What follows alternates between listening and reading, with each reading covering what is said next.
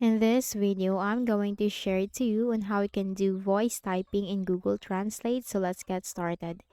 Go ahead in the Windows search bar and simply type Chrome. Click on Google Chrome under the best match.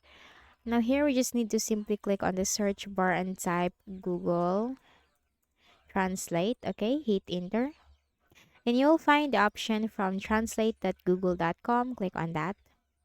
You have here to detect the language, so let's just go with English. Anyway, you can click on this drop down and choose the language that you want.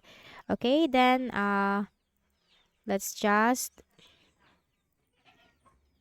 use this one. This translate by voice. Click on that.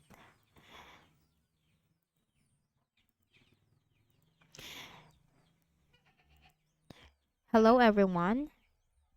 Welcome to this YouTube channel. Okay, so as you can see, this is now doing the voice typing from here, and it is translating to Spanish right here on the right pane. Okay, so that's it.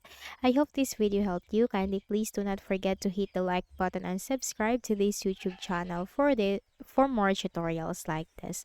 Thank you for watching.